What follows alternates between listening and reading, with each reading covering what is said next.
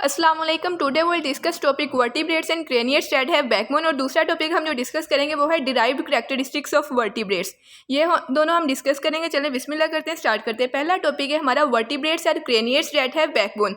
सबसे पहले हमने जो इस चैप्टर के स्टार्ट में हमने कोर्डेट्स की बात की, फिर हमने उनके डिराइव्ड कैरेक्टरिस्टिक की बात की, फिर हमने आगे डेवलप हुए क्रेनियट्स की तरफ। क्रेनियट्स के हमने कैरेक्टरिस्टिक की बात की। अब हम वर्टिब्रेट्स की तरफ जा रहे हैं और इनके कैरेक्टरिस्टिक्स या इनके डिराइव्ड कैरेक्टरिस्टिक्स की बात करेंगे। हम इनके बारे में जो सबसे ज़्यादा अहम चीज़ें हैं, सिर्फ दो चीज़ें अहम है। एक इनमें कम्प्लेक्सिटी आई है, दूसरा इसका स्केलेटन में ज़्यादा एडवांसमेंट आई है। इसका स्केलेटन में एडवांसमेंट कैसे, इनकी बोन्स वगैरह डेवलप हुई हैं during Cambrian period. Lineage of craniates give rise to vertebrates. Cambrian period में ये आए हैं और क्रेनियट्स से आए हैं। क्रेनियट्स कौन थे? हमने पढ़ा है कि क्रेनियट्स वो थे जिनके पास हेड था, जिनके पास स्कल थी।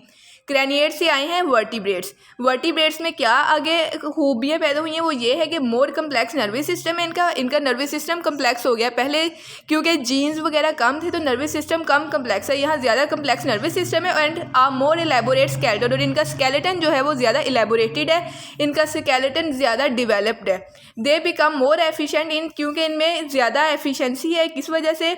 इनका नर्वस सिस्टम ज़्यादा डेवलप है और स्केलेटल सिस्टम डेवलप है। इन दोनों की वजह से इनमें किस चीज़ की एफिशिएंसी आ गई? कैप्चरिंग ऑफ फूड की एफिशिएंसी आ गई। दूसरा अवॉइडिंग बीइंग ईटन, यानी ये दूसरों को तो आसानी से खा सकते हैं लेकिन खुद जल्दी शिकार नहीं होते। ये था हमारा वर्टिब्रेट्स और क्रेनियट्स दैट है बैकबोन, उनके बारे में थोड़ा सा इंट्रोडक्शन। अब हम जाते हैं अपने मेन टॉपिक की तरफ जो है डिराइव्ड कैरेक्टरिस्टिक्स ऑफ वर्टिब्रेट्स। हमने पहले कोर्डेट्स के डिराइव्ड कैरेक्टरिस्टिक्स पढ़े, फिर क्रेनियट्स के पढ़े, अब हम वर्टिब्रेट्स के डिराइव्ड कैरेक्टरिस्टिक्स पढ़ रहे हैं। जो कि पहला अहम करैक्टर इनका जीन डुप्लीकेशन। इनमें जीन डुप्लीकेशन हो चुकी है। जीन डुप्लीकेशन मतलब पहले हमने देखा है कि लैम्प्रेज वगैरह में काफ़ी, उधर लैंसलेट्स में थोड़े जीन थे, फिर आगे डेवलप हुई हैगफिशेस में ज़्यादा डुप्लीकेशन होगी और इनमें उन डुप्लीकेटेड जीन की भी डुप्लीकेशन होगी। यानी पहले अगर लैम्प्रेज में हमारे लैंसलेट्स में हमारे पास 2 थे, हैगफिशेस में हमारे पास वो 4 हो गए, तो इनमें आके वो उसके डबल यानी 8 हो चुके हैं। इसके बाद इनमें innovation in skeleton and other system है। स्केलेटन और दूसरे सिस्टम्स में इनोवेशन है, बहुत सारी न्यू चीज़ें आई जो पहले ऑर्गेनिजम्स में एब्सेंट थी।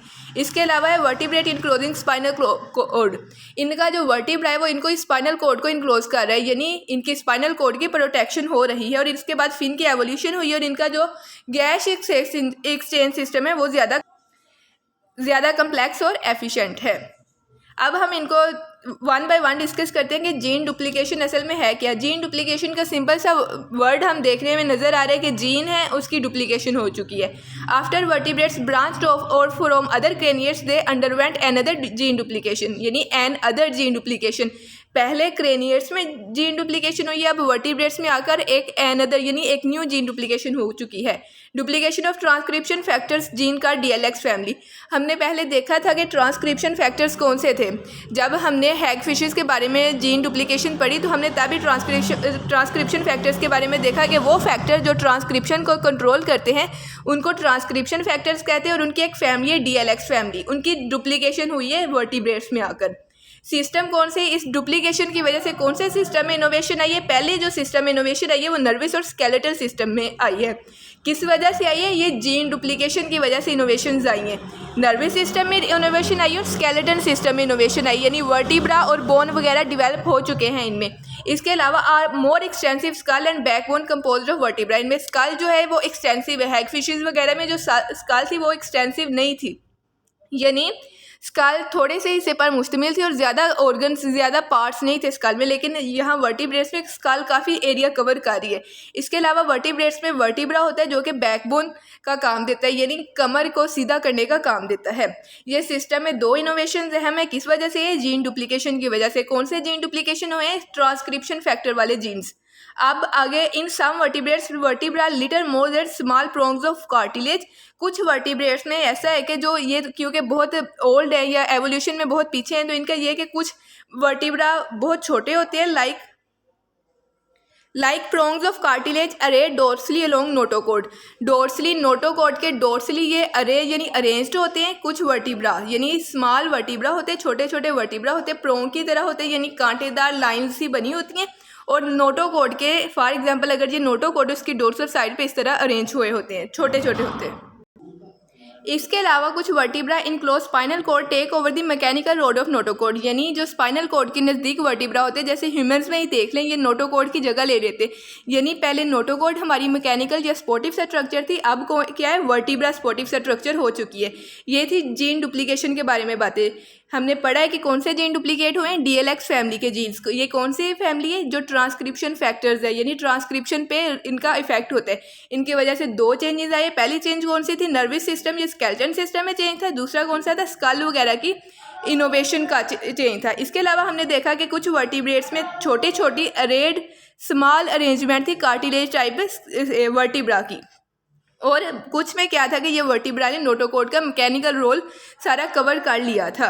अब हम नेक्स्ट देखते हैं फिन्स।